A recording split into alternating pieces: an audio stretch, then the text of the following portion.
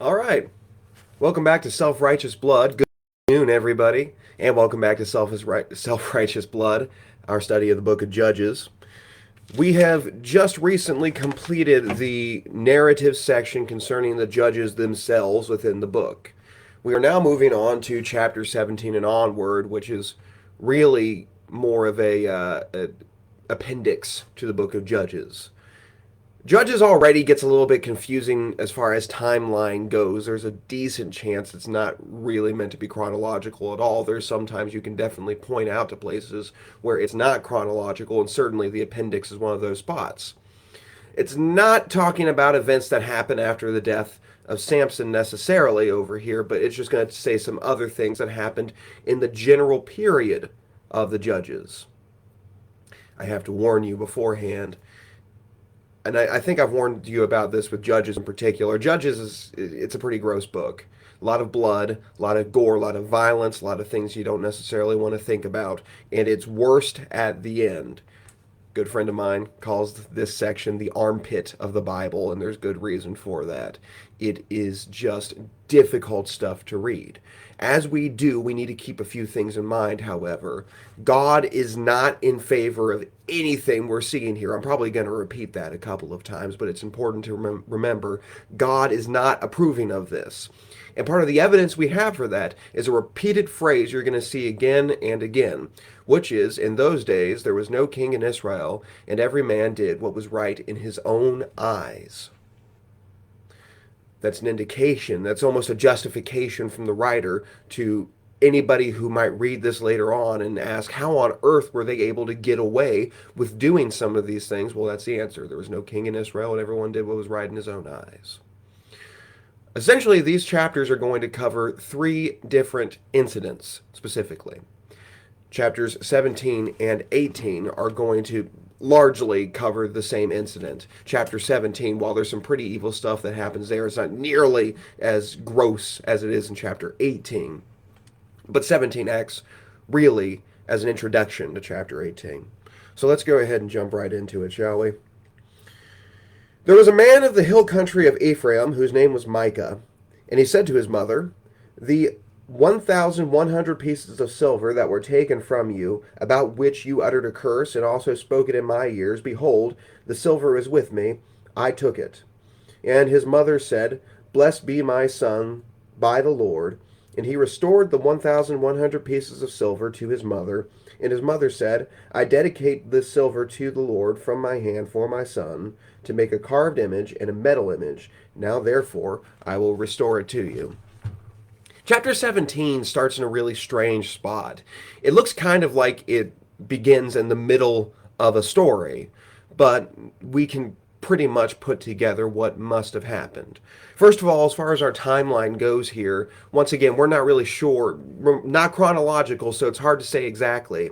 But there's a couple of pieces of evidence to suggest that this happens very early on in the timeline of Judges. Josephus, the Jewish historian, places this as being an incident that happens during the time of Othniel, who you might recall was the first judge. So very early on within the book does this happen. There's also a couple of pieces of evidence that overall this was a early thing to happen. Certain characters are going to be introduced towards the end of this account, such as one grandson of Moses. Well, if you're a grandson of Moses, that's probably a good indicator that this is early on in the judge's history. But what happens is, once again, it starts in about halfway through. But what apparently must have happened was that this man, Micah, stole 1,100 pieces of silver from his mother. By the way, here's a question that I have, and I'm going to open it up to you all if anybody has some insights, because I'm very curious about this and I can't seem to find an answer about it.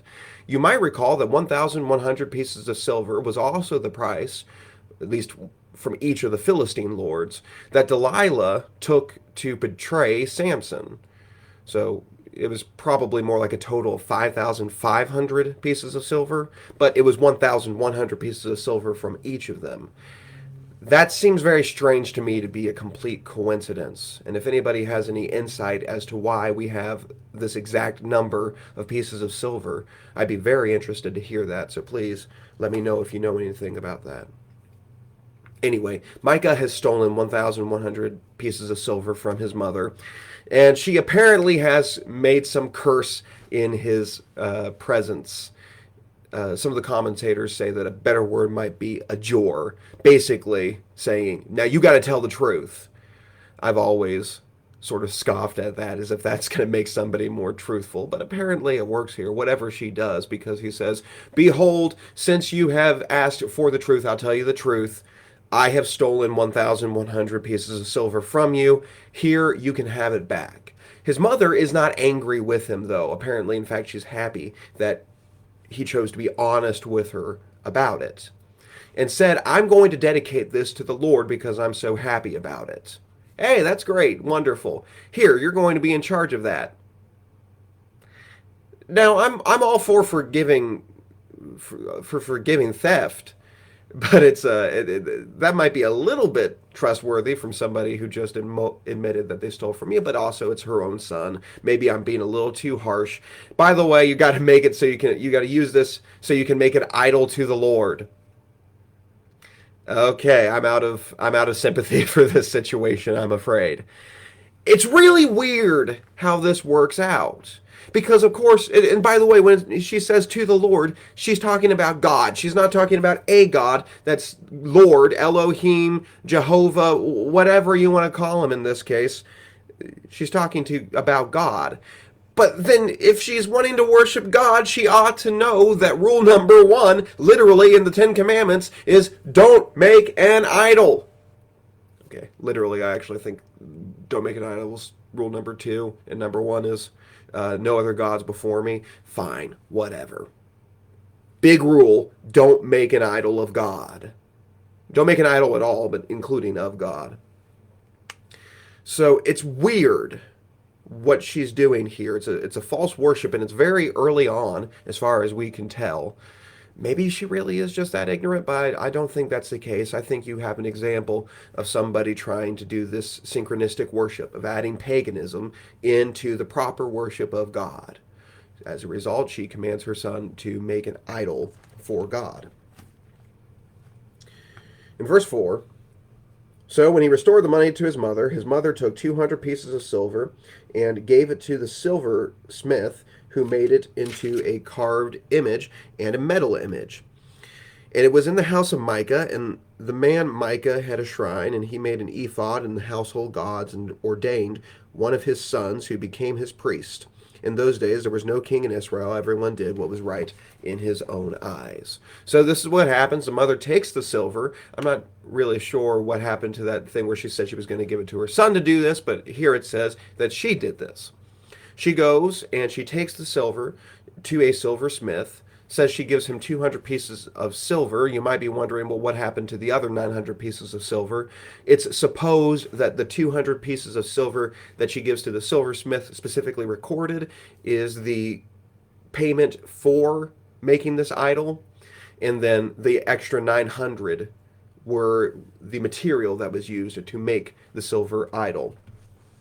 And they make a couple of idols, apparently, and they place them in the house of Micah, and it says that he ordained his own son as a priest.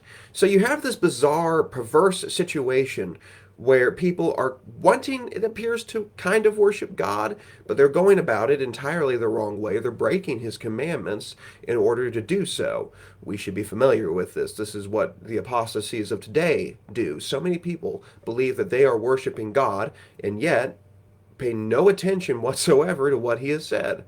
Well, let's look at what happens with Micah.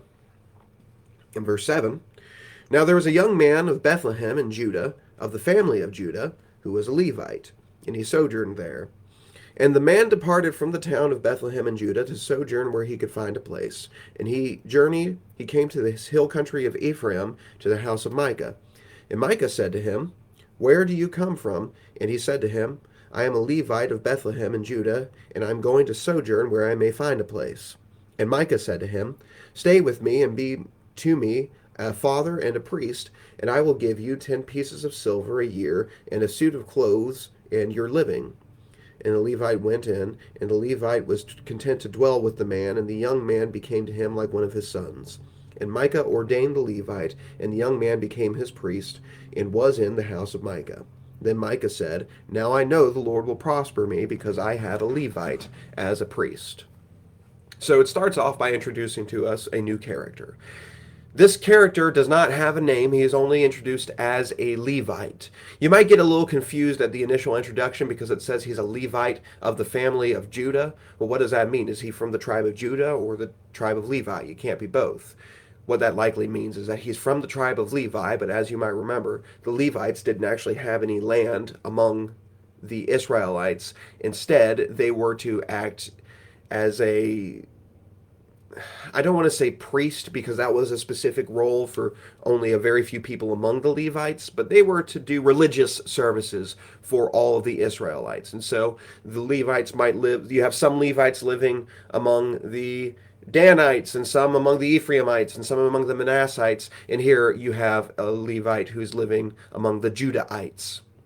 Anyway, he travels up to this hill country of Ephraim where all this is taking place, and he meets Micah.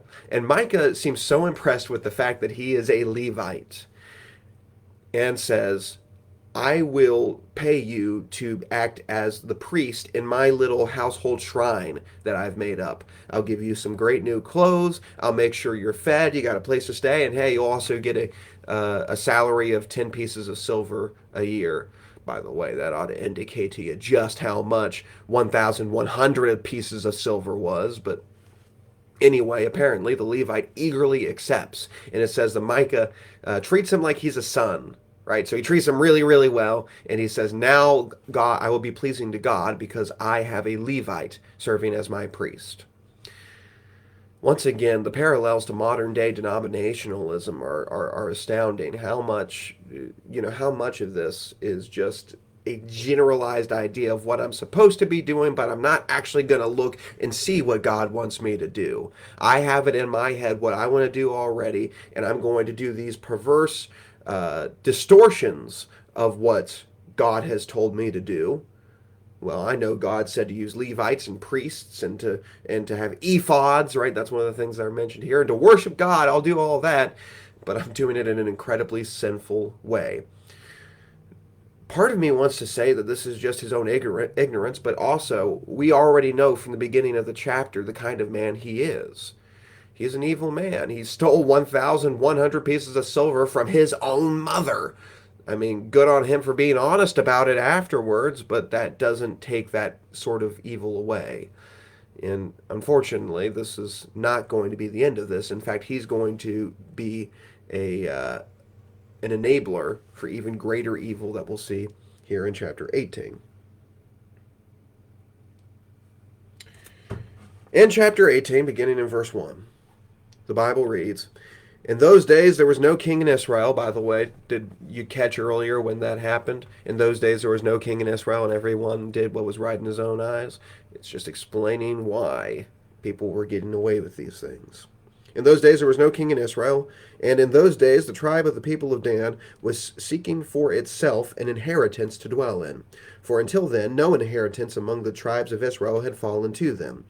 So the people of Dan sent 5 able men from the whole number of their tribe, from Zorah and from Eshtaol, to spy out the land and to explore it. And they said to them, Go and explore the land. And they came to the hill country of Ephraim, to the house of Micah, and lodged there. When they were by the house of Micah, they recognized the voice of the young Levite, and they turned aside and said to him, Who brought you here? What are you doing in this place? What is your business here? And he said to them, This is how Micah dealt with me. He has hired me, and I have become his priest. And they said to him, Inquire of God, please, that we may know whether the journey on which we are setting out will succeed. And the priest said to them, Go in peace. The journey on which you go is under the eye of the Lord. Chapter 18 introduces us to a situation of the Danites, another one of the tribes of Israel. At this time, they don't have any land. Once again, this indicates that this is probably before early on during the period of the judges. Remember that Samson was from the tribe of Dan, but it appears they had some land at that point. So this is earlier on in the timeline. They don't have any land. Everybody else got their land. Where's ours? Well, you might remember from the first couple of chapters of Judges that their land was allotted to them, but they failed to kick out the Canaanites that were there like God had commanded them to. They were afraid of the chariots. And so they're just sort of milling about Israel right now with nothing to do, which, as you can imagine, is not a good situation. So they've sent spies out through the land so that they might be able to find some land for themselves to take. Some of these spies end up at the house of Micah, who, of course, was a very rich man. And they happen to talk to this Levite priest that Micah has set up for himself. Apparently, they know the guy. It says they recognize his voice and they ask him about it, and the priest tells them how he ended up in that situation. And they say, "Inquire for the Lord for us to see what will be any good." Of course, if this was an honest inquiry of the Lord, they would have gone to the tabernacle where they should have and done all of that in the first place. But this was not honest inquiry of the Lord, and I do not believe this was honest response from the part of Micah when Micah tells these people, "Go ahead and go and conquer, the Lord is with you." I'm sorry, that's not Micah talking, that's Micah's priest talking. I don't believe he actually tried to inquire with the Lord at all, and I don't think even if he did, God would have dignified him with response. Verse 7.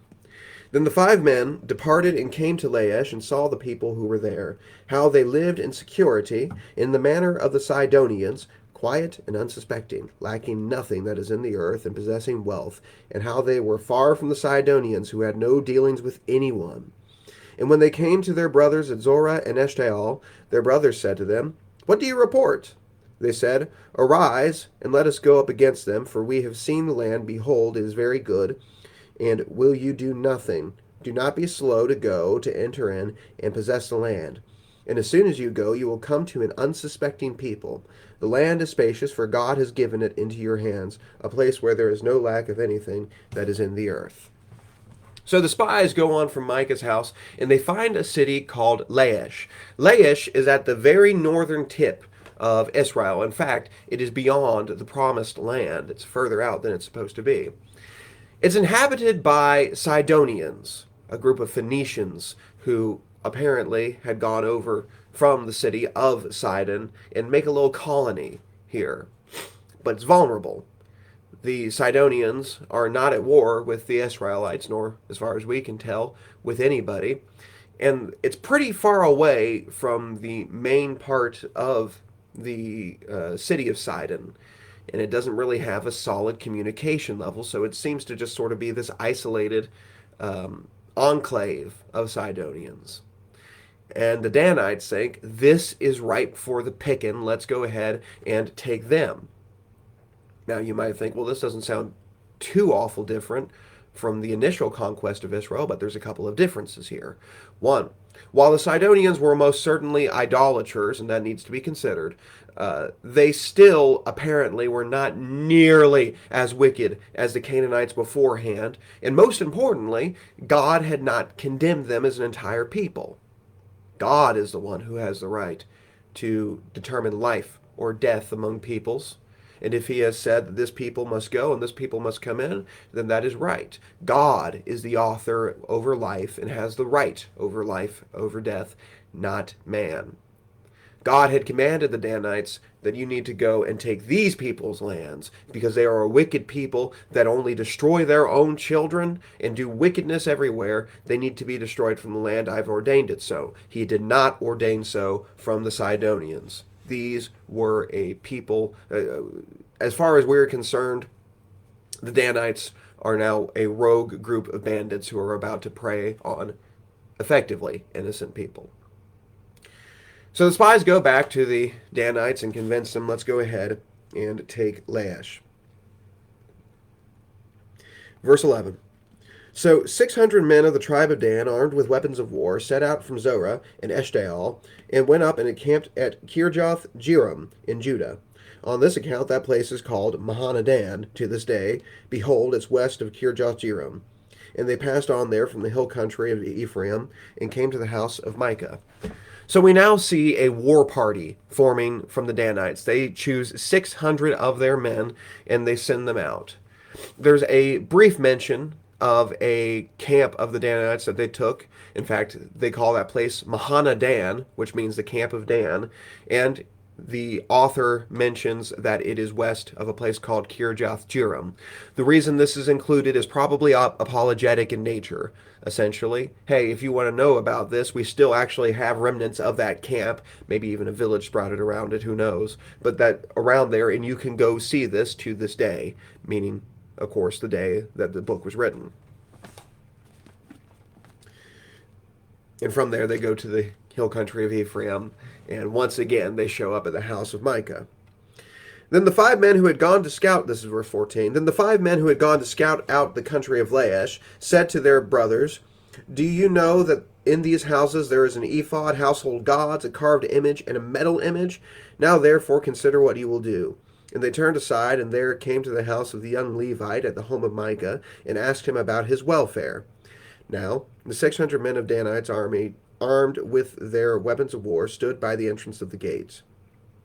And the 5 men who had gone out to scout out the land went up and entered and took the carved image, the ephod, the household gods, and the metal image, while the priests stood by the entrance of the gate with the 600 men with weapons of war. And when they went into Micah's house and took the carved image, the ephod, the household gods, and the metal image, the priest said to them, what are you doing? And they said to him, keep quiet, put your hand on your mouth, and come with us to be to us a father and a priest.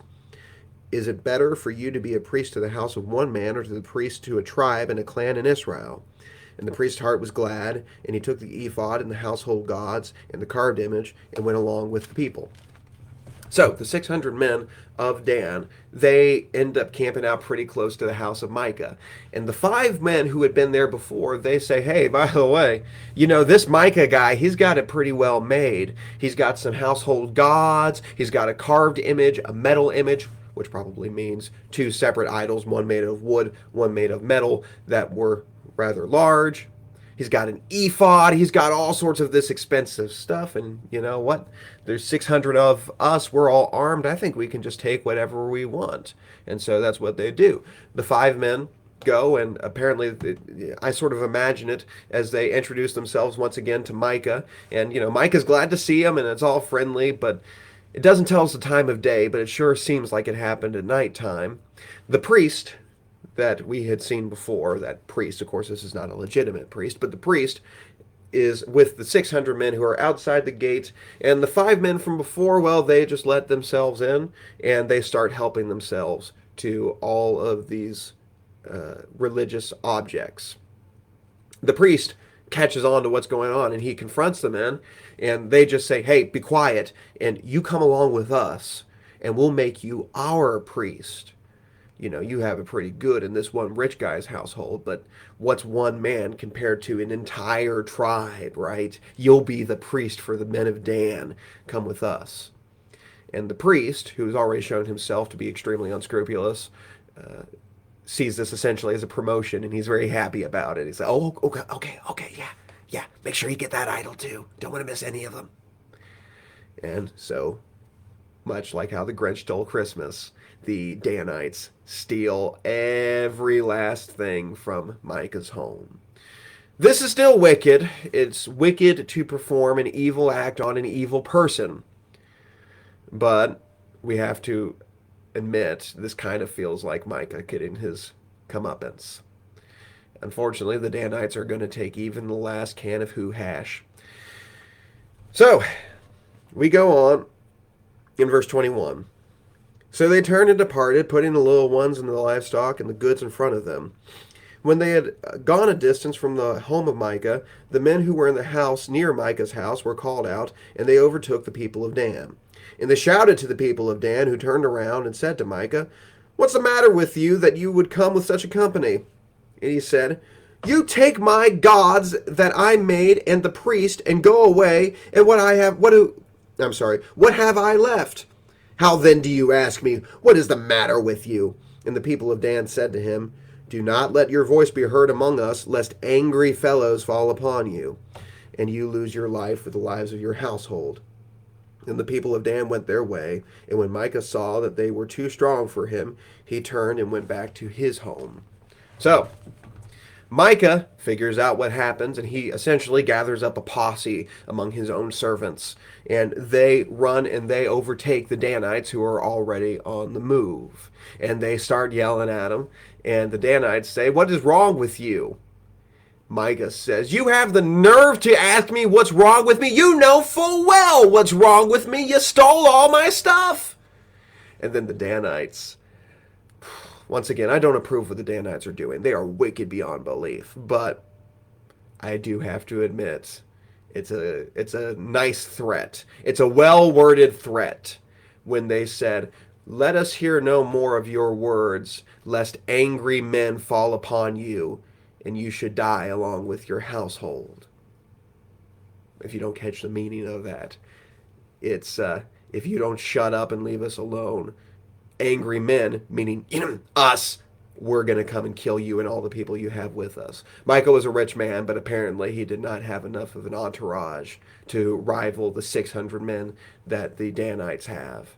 And when he understands the threat, he tucks his tail between his legs and he goes back home. Verse 27. But the people of Dan took what Micah had made, and the priest who belonged to him, and they came to Laish, to the people quiet and unsuspecting, and struck them with the edge of the sword, and burned the city with fire. You know what? I like that phrasing. I don't want to call them innocent. I mean, I suppose there's no such thing really as an innocent people, unless the people you're talking about are entirely children. But quiet and unsuspecting, that's a good way to phrase it. And the wickedness inherent within that should make it pretty apparent.